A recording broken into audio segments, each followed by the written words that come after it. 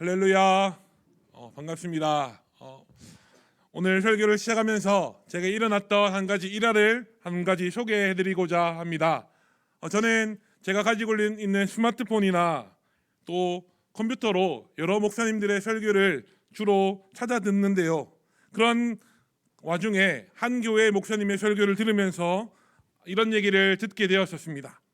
그 교회는 대구 지역에서 이름만 대면 그 교회 유명하지 라고 누구나 다 알 정도로 이름 있는 교회였고요. 또 수많은 차량들이 와서 주차할 수 있는 넓은 주차장과 교회 분당을 가지고 있는 교회였습니다. 또 새벽마다 또 예배가 있을 때마다 수많은 성도들이 찾아와서 하나님을 예배하고 기도하던 아주 유명한 교회였습니다. 주일이면 또 예배가 있는 날이면 수많은 차들이 줄지어 주차장으로 들어가고 나오는 그 모습을 어느 한 분이 바라보게 되셨는데, 그분은 교회를 다니시는 분은 아니었고요.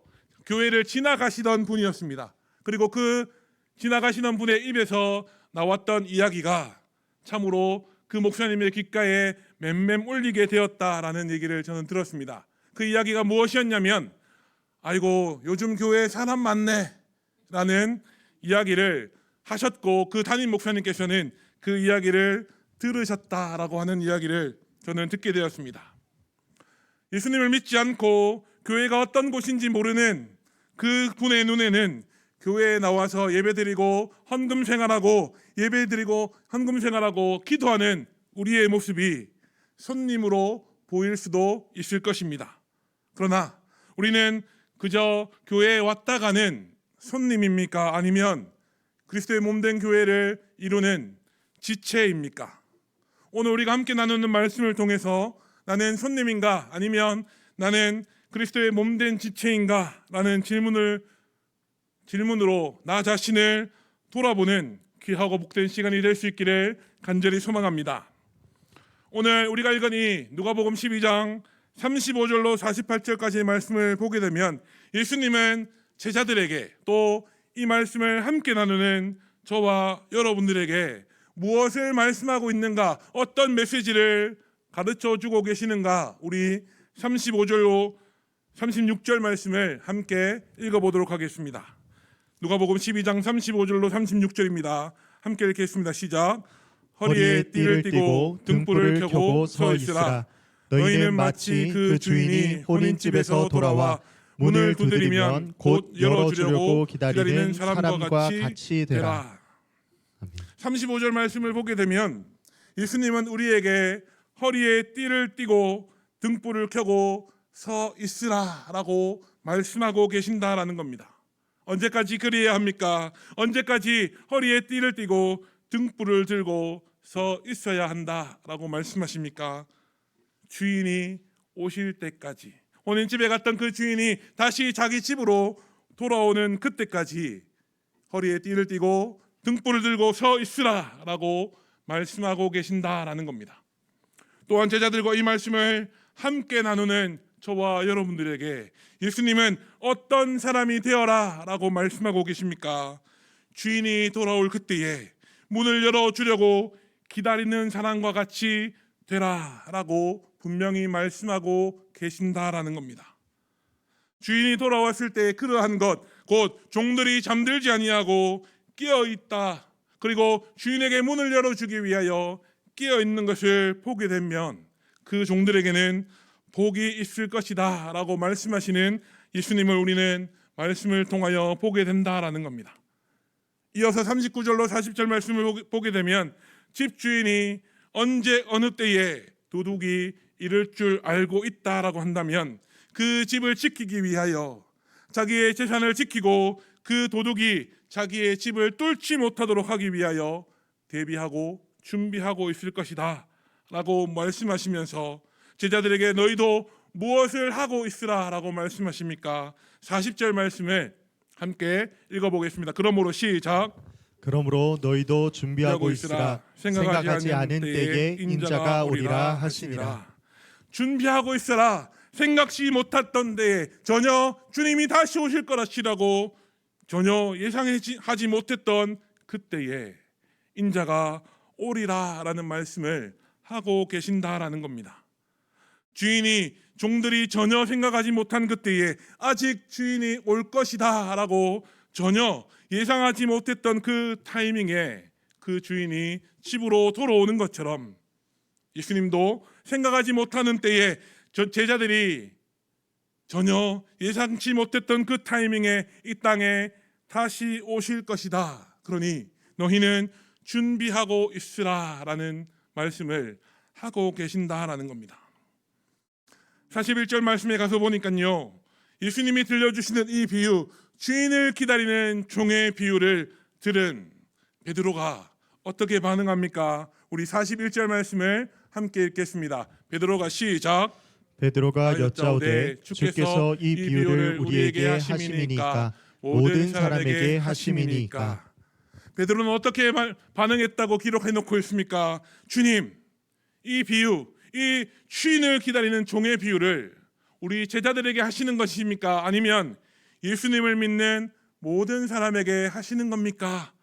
라고 질문했다라고 기록합니다. 베드로는 왜 이런 질문을 하고 있는 것일까요? 왜 베드로는 이런 질문을, 이런 비유를 말씀하시는 예수님에게 하고 있는 것일까요? 베드로에게는 그 마음속에 알지 못하는 무의식 속에 아주 작은 부담감이 있었기 때문이다라는 겁니다.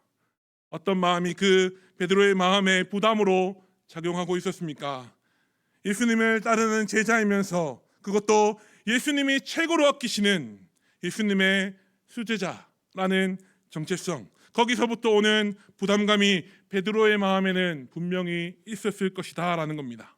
주님을 따르는, 주님이 너무너무 사랑하시는, 주님이 최고로 사랑하시는 그 예수님의 수제자로서 베드로에게는 말씀을 따라 사는 일에 그 누구보다 모범이 되어야 한다라는 부담감이 있었기 때문에 예수님, 이 비유를 저희 제자들에게 하시는 것입니까? 아니면 예수님을 믿는 모든 자들에게 하시는 것입니까? 라는 그 질문을, 41절이 기록하고 있는 그 질문을 예수님께 드리고 있다라는 겁니다.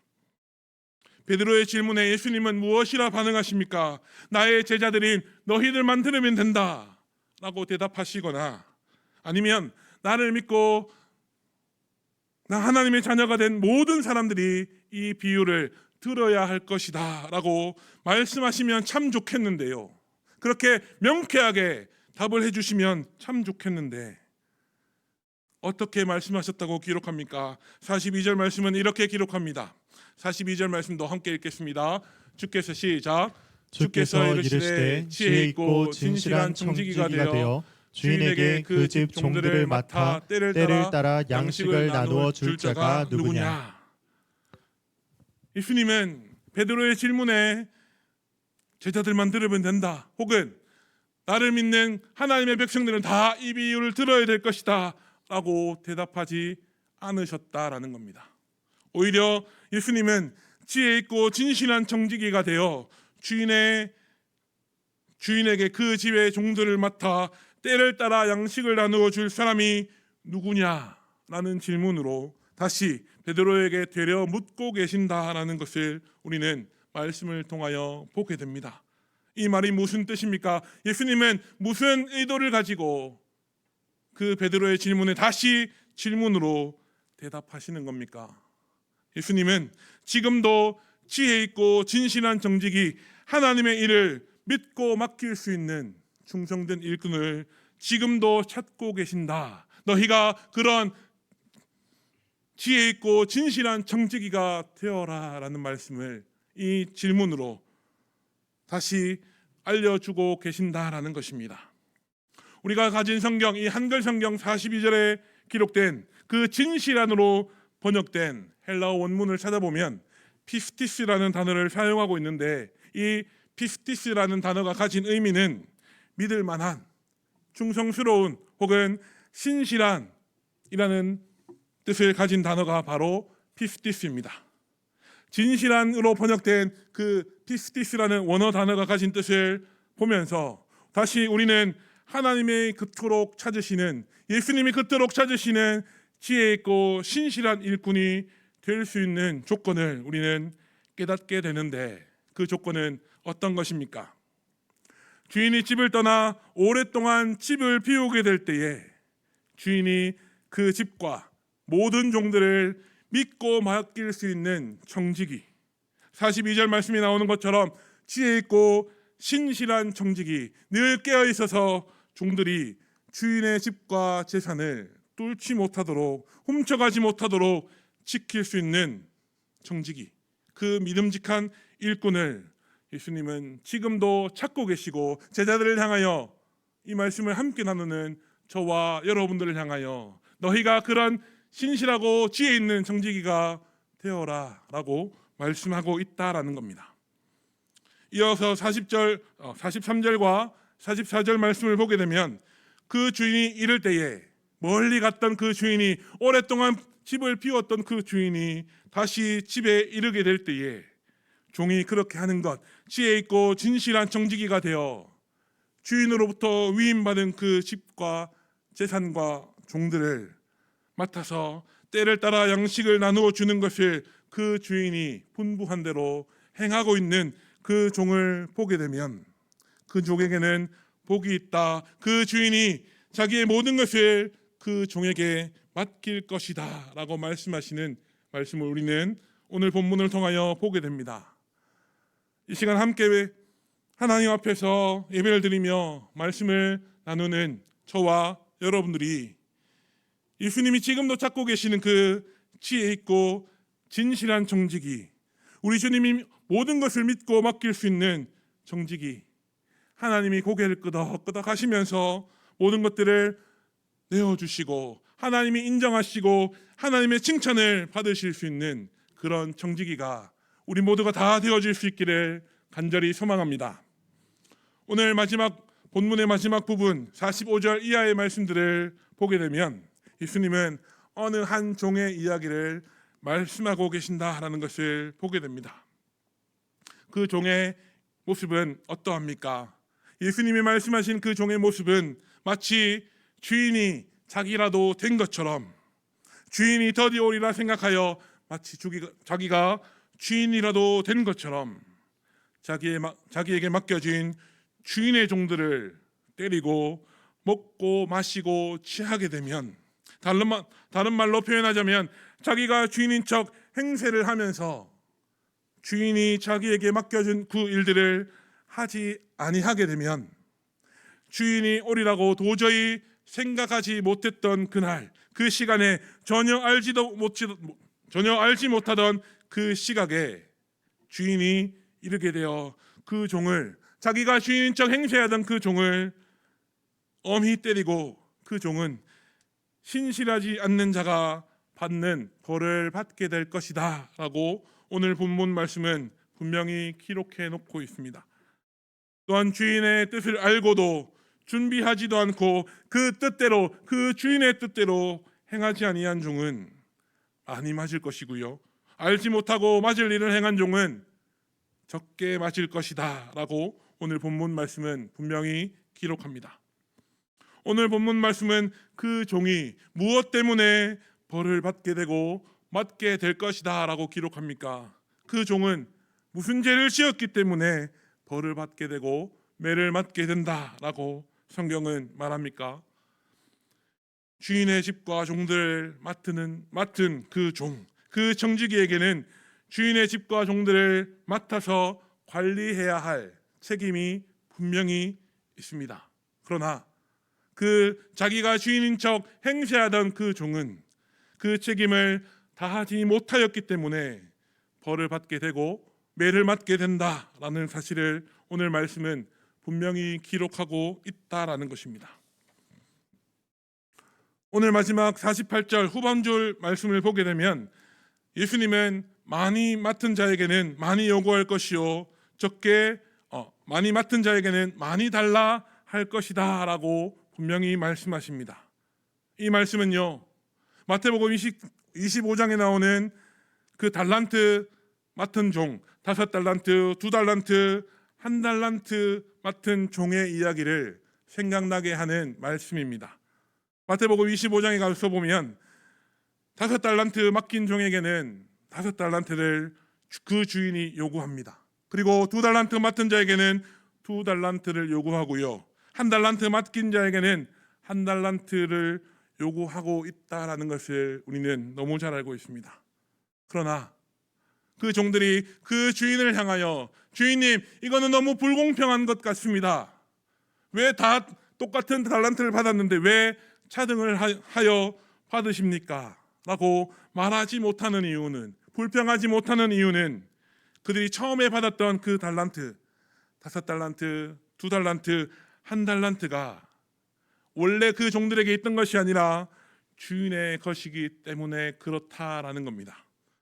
예수님이 오늘 이 말씀을 통하여, 오늘 우리가 읽었던 말씀에 기록된 그 비유를 통하여 궁극적으로 하시고자 하는 말씀은 무엇이겠습니까?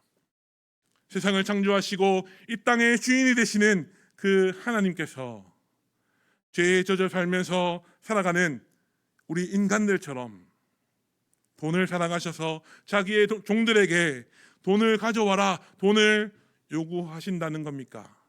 절대로 그것은 아닙니다. 예수님은 지혜 있고 진실한 청지기가 되어 주인이 맡겨주신 그 주인의 집과 주인의 종들을 충성스럽게 돌보기를 원하고 계신다라는 겁니다. 그렇기 때문에 예수님은 지금도 지혜 있고 진실한 청지기, 하나님의 마음에 합한 그 청지기를 지금도 여전히 찾고 계신다라는 사실을 우리는 오늘 말씀을 통하여 보게 됩니다. 사랑하는 여러분, 이제 말씀을 정리하도록 하겠습니다. 앞서서 제가 설교 도입부에 얘기했던 그 손님 많네라고 하셨던 그 분을 기억하십니까? 믿지 않는 사람들이 볼 때에는 우리는 교회에 헌금을 내고 주일마다 예배가 있을 때마다 왔다 가는 그저 손님으로 보일 수도 있습니다. 그러나 오늘 말씀을 통하여 이 말씀을 함께 나누는 저와 여러분들이 내 자신의 솔직한 모습을 돌아볼 수 있기를 간절히 소망합니다. 우리는 그리스도의 몸된 교회 속의 지체이지, 그 그리스도의 몸된 교회를 이루어가는 지체들이지 손님이 아니다라는 사실입니다. 더 나아가서 우리는 우리에게 맡겨진 그 그리스도의 복음을 전해야 하는 사명을 가진 청지기이지, 교회를 그저 왔다 갔다 교회 마당만 밟고 지나가는 손님이 절대로 아니다라는 겁니다. 사랑하는 여러분, 이 말씀을 나누는 이 시간, 우리 마음속에 이 사실을 꼭 기억하실 수 있기를 간절히 소망합니다. 그저 왔다 가는 손님에게는 아무런 부담이 없습니다. 그러나 하나님의 일들을 맡아서 수행하는 그 청지기에게는 하나님을 향한 거룩한 부담감, 나에게 일을 맡겨주신 그 주인을 향한 거룩한 부담감이 있다라는 것입니다. 더 나아가서 손님에게는 아무런 책임이 없지만 청지기에게는 아주 무거운 책임이 따른다라는 것입니다. 맡은 자에게 구할 것은 충성이라고 기록하는 고린도전서 4장 2절의 말씀처럼 예수님은 하나님의 일들을 맡아 수행하는 그 청지기들에게 단 하나 충성을 요구하고 계신다라는 사실을 우리 마음속에 기억하시는 저와 여러분들이 되시길 간절히 소망합니다.